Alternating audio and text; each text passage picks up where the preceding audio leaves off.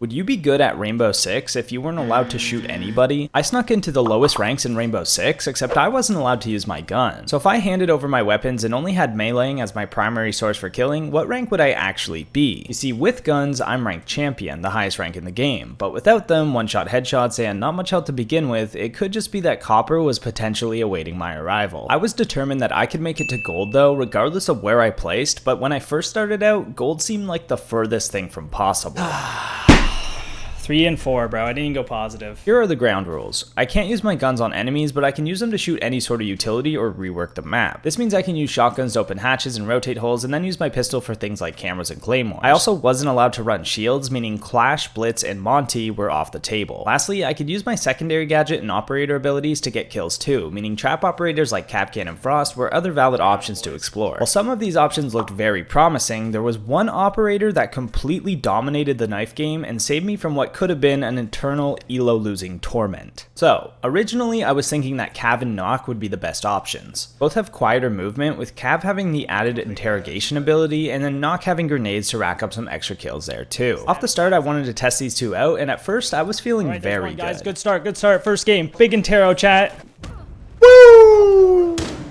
Apparently that was just beginner's luck though, because after those first 2 rounds, things just went straight downhill from there. Besides us actually winning the game, I still only went 3 and 3, which is seriously below average for a professional Rainbow Six player, and as much as I wish I had started going nuke the next game, it just got much, much worse. No! Here's a fun fact about R6. Walking on carpets or tarps produces the least amount of noise, while walking on wood is louder and metal flooring is the loudest of them all. Well, Stadium is nothing but wood and metal, meaning anywhere you go, you're stomping and everyone can hear you. That is not a good thing when you're trying to sneak up behind people and stab them. After playing this map just a single time, I had deemed it the worst map in the game to be doing this challenge. Then the R6 gods took us to Oregon, where I tried to hone in on my knock skills while maximizing my killing potential using the grenades. I went 0 and 5. Fighting back tears and gamer sweat, I entered the next game with a new plan. The grenades were tough. If I lost my drones or just didn't land my nades, then I was left with nothing but an ability that let me sneak past cameras that the defenders didn't even watch. Think about how often you actually get grenade kills. One nade kill for every few times that you have grenades isn't consistent enough to perform well when your only other option is a knife. So the new plan was simple: play a few different operators that I think have some potential and find what works. Maybe there was something or someone I was missing that could bring this challenge into a new light. And then it hit me. No, not Callie's big ass sniper bullet. I'm talking about Ying, baby. I could use Ying's candelas fully charged to instantly detonate and completely blind anyone in the close area, and then proceed to enter stabber mode and completely annihilate them when their entire screen is white. Really, the only way this doesn't work is if they have teamwork, a skill that's quite foreign to silver players. After this game, I knew Ying was not to be messed with, but I didn't want to limit my options. The more options and tactics I could learn, the better my chances of winning. So with Ying and Cav locked into the playbook, we moved on to some other operators. First up was Smoke. I went into the second Oregon game thinking, hey, I can use his smokes aggressively to trap the enemies and force them into close range spots where I might be able to get my knife off. No. After trying this once, I was heavily disappointed. Not only did my smoke not cover enough ground, but they also telegraphed the game plan to the other team. When I throw 2 or 3 smokes at them, they're ready for the swing and just beam my ass. We put it on the back burner for now and tried out someone with a little more potential, Capcan. Not only does Capcan have the opportunity for free kills with his traps, but he has a nitro cell that could be a potential kill as well. Without the added benefit of a silent step, positioning was key and it actually led me to a kill. This game came to a close with a swift 4-0, but I'd come back to doing some more scientific experimentation with both these ops later. Next in line for the attack was Dokkaebi, and I had a great feeling about her. Theoretically, I could use the calls to get a good idea of where the roamers were playing, and then use the flashbangs to blind and stabby McStab them. After that, I could hack their cams and use that information for more sneaking and more stabbing. First try was solid with absolutely flawless execution of the game plan, but then I found a weakness in the strategy. The flashbangs just did not last long at all. By the time I got up close and personal, if you know what I'm saying, the flashbang was already wearing off, meaning they could just see me and shoot me if they,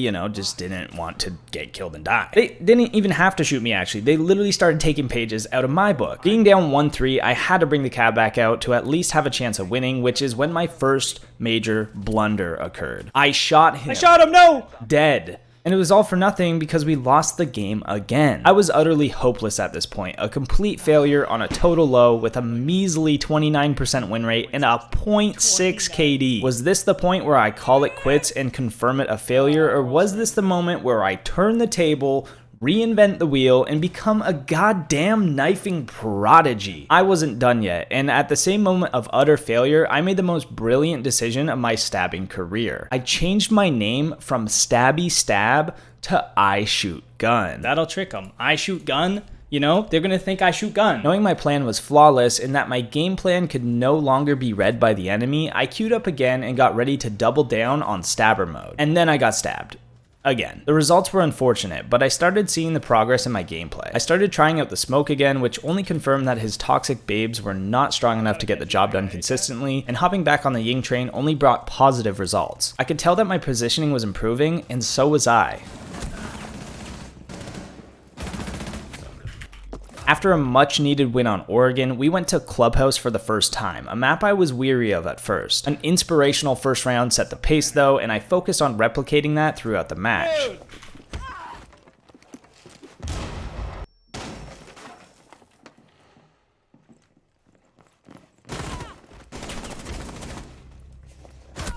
Dude. Round after round, I was dominating. The ingenuity was there, the stabs were there, but most importantly, the stupidity of the other team was there. I was putting in the work with 9 kills and 7 deaths. It was my best stat line yet, and we headed into round 9 at 4-4 match point.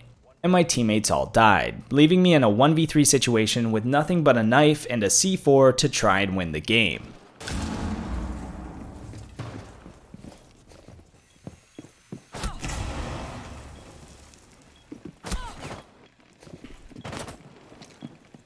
As it came down to the 1v1, a flurry of comments flew into the team chat telling me exactly what to do.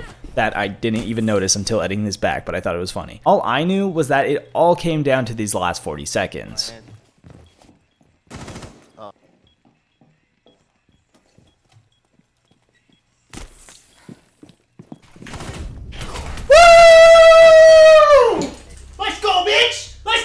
All I needed now was one more game to see what I'd be. Would I be bronze, silver? Was there a chance that I could maybe even get placed right in gold? It was time to keep these Jets on full blast until then, and what map to better do it on than Oregon, the same map I went 0-5 on earlier. It was time to redeem myself. So after some decent gameplay and a bit more experimentation with ops like Amaru, we had a 4-0 flawless match and finally got my rank. Alright boys, what rank will I get? Silver 1 elo, and only a single game from hitting my goal of being gold. Knowing the depth of the situation and how important this next win was, I rested up for the night to get on the next day fully charged and ready to stab. Just to get this fucking map. Not only that, but I tried out a new operator, Fuse. I had a lot of people joining the stream telling me to play him, so with absolutely no faith I picked him. Stupid move. The problem with Fuse is he's a 1-speed operator, and really the only killing potential I'm getting by picking him is the Fuse charges. They're easy to avoid, and if I don't get kills with them or get the control to use them in the first place, he's essentially useless. Sure, he'd probably work once in a while, but the consistency of the Fuse charges are just nowhere near as strong in competition with Ying, so that'd be the last time that I pick him. What about Oryx though? You can dash into people knocking them over, and then give them the classic stabbing, right? My theory was that Oryx was a bad pick. His sprints are loud, and actually getting close enough to knock someone over is just a difficult task, yet somehow I proved myself wrong very quickly. Ain't no fucking way, bro. No fucking way.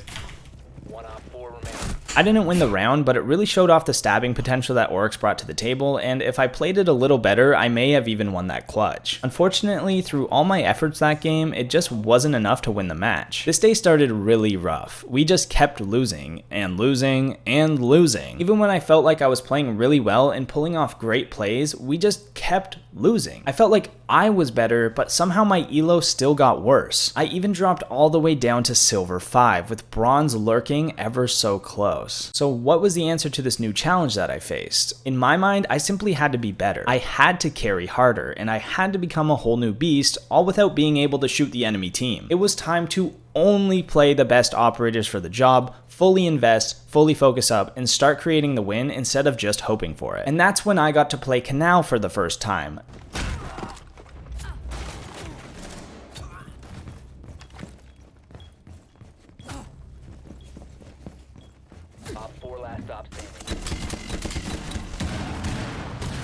Oh, Last stop standing. fuck!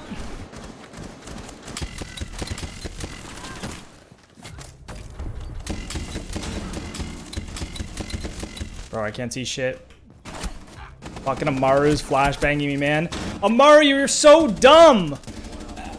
Then we got Canal again right after. Yes, let's go, dude!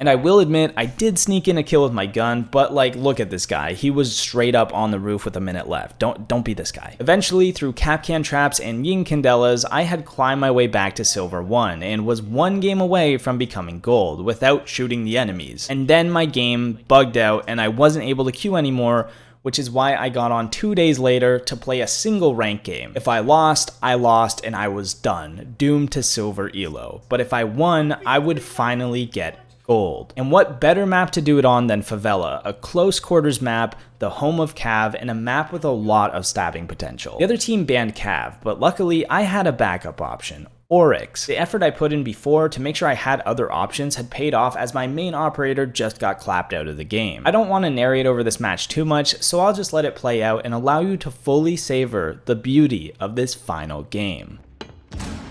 Wait, what? No, he naded the wrong spot by accident. She's about to cross in front of you. She's not even looking at you.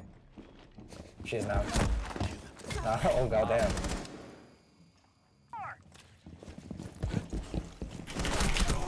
Oh, no. Oh, dude, he's like, he had the fucking AK-12 because he shot me in the kneecaps. You know what? I gotta go Nick Mercs mode. Still on ping too. I'm like pretty sure he ran out. Oh, he's still there, I see him. I got him. Struggle boss. Oh yeah, baby. Nick Mercs difference. Nick Mercs cam. Floor is 1 HP. There's two on that door where I just died.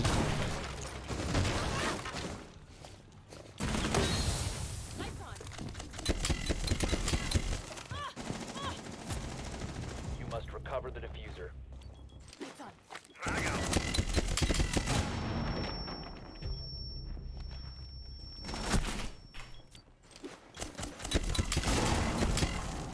No fucking way. Op 4 last operator standing. 1 sec. Knife ace, bro. Back to the ping. He's on the ping, he's on the ping. 4 ping, 4 ping. Got no time, bro. You been hurt. Come on. I'll run it for 10 you. seconds left. Let's go! Let's fucking go! I just got a knife ace! I did it. Through operator utility and the power of a knife, I got to Gold 3. If you enjoyed the video, make sure to subscribe because next time we'll see how much higher I can get with the help of a pistol.